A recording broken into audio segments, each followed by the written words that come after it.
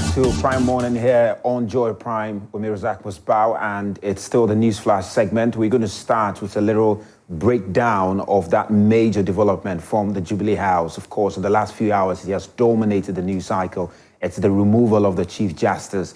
And of course, my colleague Kweku Asante is still here with me as we go through exactly the journey to the removal of the Chief Justice. Kweku Asante, I mean, let's get straight into it right from the beginning. Yeah. And this is a major development as far as this country's political history is concerned and even constitutional history is concerned. But fundamentally, she was the second female Chief Justice. Yes, that's the case. Yes, after Madame third, after Theodora Wood, Sophia Akufo, and then Justice Gertrude Tokodo. Interesting. And the point is that this is what it is all about. Definitely. Stated misbehavior was established because, I mean, tell me, this is the basis on which she can be removed, among many other reasons. Exactly. If you look at the Constitution, there are 3 grounds on which a Chief Justice can be removed: stated misbehavior, incompetence, and infirmity of body or mind. That is, if she's sick, for instance, and she does not want to go out of the office, somebody can petition the president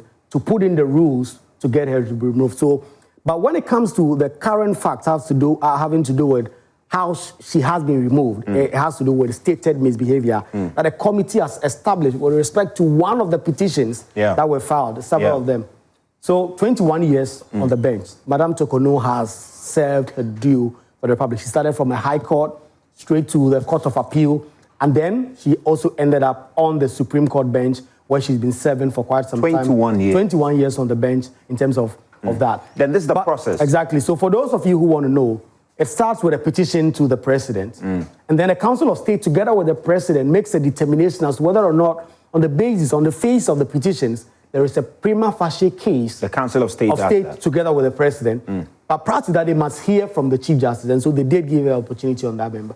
And once they make a prima facie case against the Chief Justice, they move to the next stage. That is to form a 5-member committee that has 2 justices of the Supreme Court. And in this case, we had Justice Court Poaman and Justice Esiedu Adibu. They formed the judges who were part of this. And then we had Dom Leveau, also a professor at the University of Ghana, and then a military. And then the Chief Justice may be suspended if the president so decides. And Article 146(10), the president, we know, did exercise that right, suspended the Chief Justice. And then the committee did its work after some time, presented its report just yesterday in the morning, and by 3 p.m., the president had acted. And we know that the president is bound by the decision. We know that from the day of the petitions being submitted up until yesterday, when the president finally removed the Chief Justice from office, everything culminated in 133 days. That is how long it took. That is so the fate of the Chief Justice was decided in 133 days, since 22nd April 2025 up until yesterday, when all these... And you were talking about the members of the committee that looked into it.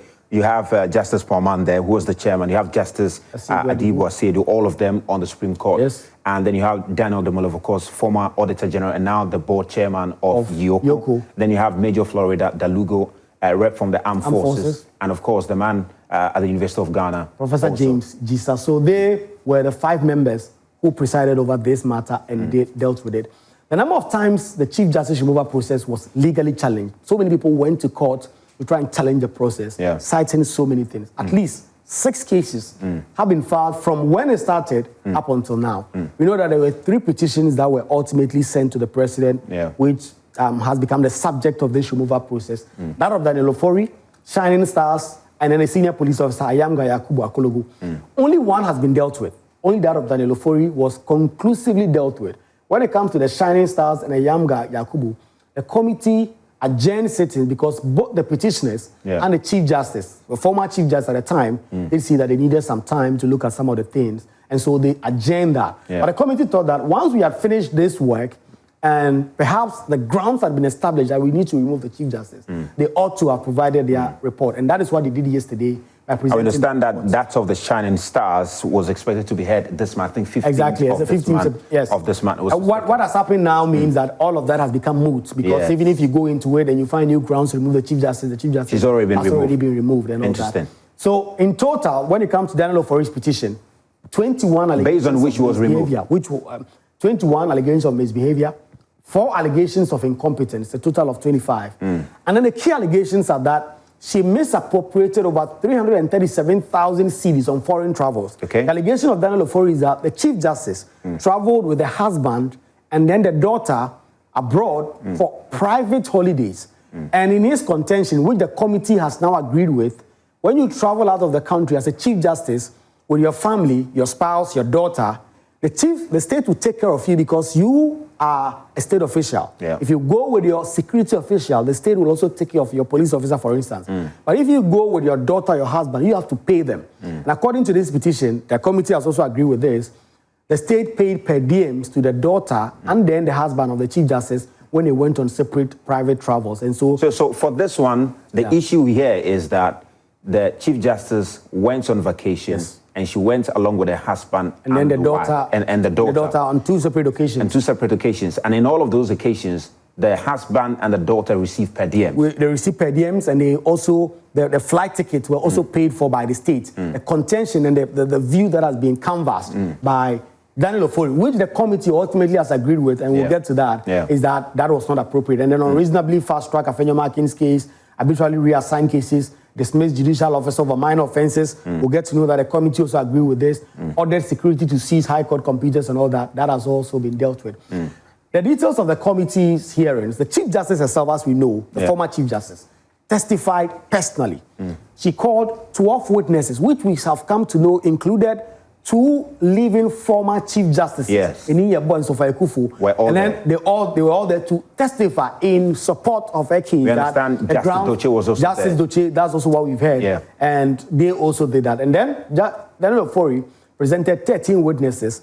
In total, the committee looked about 10,000 plus documents that it looked at to be able to come to this matter. And then the second and third petitions, as you and I were talking about, we heard soon, but now really becomes moot. So who now replaces the Chief Justice is a conversation that is out there now. These are some of the very senior At the moment, we have an Court. acting Chief Justice. That is in the person of Justice Bafuboni. He's currently the most senior of the judges on the Supreme Court. They are currently 19. As of yesterday morning, around this time, there were 20, including Tokonu, Madam Tokonu. Once she's been removed, they are now 19, with Justice Bafuboni as the most senior. The second most senior is Justice Poaman, who chaired this committee. And some will say because of that, the conflict will be too glaring. And she took a case to the court, to the Supreme Court, on that very matter. Exactly. But challenging this person that they sat on a panel with.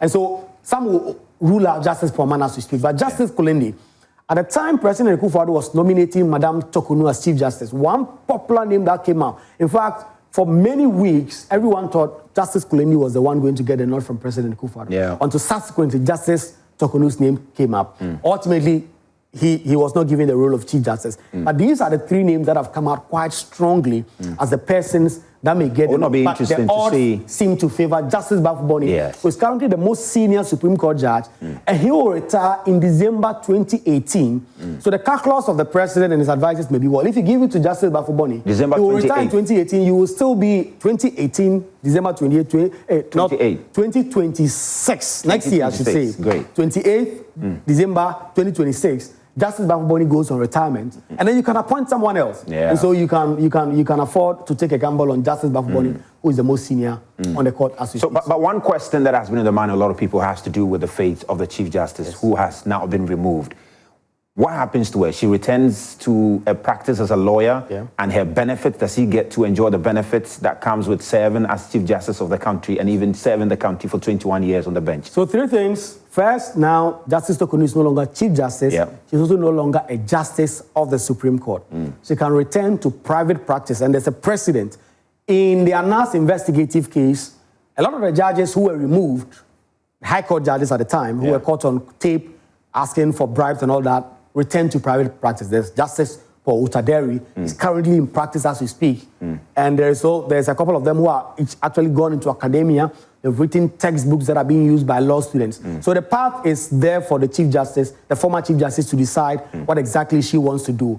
When it comes to the entitlement matter, once she was removed on the grounds of stated misbehavior, the Chief Justice will lose all her entitlements. So while she would have gotten at the end of her tenure as the Chief Justice, as also as Justice of the Supreme Court, Justice of Court of Appeal, Justice of the High Court, for her 21 years on the bench, will be lost. But there are those of the school of thought that the Chief Justice can mount a spirited legal case separately on that matter for the Supreme Court to have a pronouncement on that. There have been scattered judicial pronouncements on that, but it hasn't really gone to the heart specifically to say that if you are removed while you are in office, you lose your entitlements or not. The Chief Justice perhaps will want to test this and get the entitlement. 21 years on the bench, it's no joke, and she perhaps will be expecting to go home with something. Finally, though, we know the Chief Justice, after exploring all the options in Ghana's legal system, also went to the ECOWAS and has a case pending in the ECOWAS at the moment. The big question is, what happens to that case? We know in the case of the other petitions, it's moot now. Yes.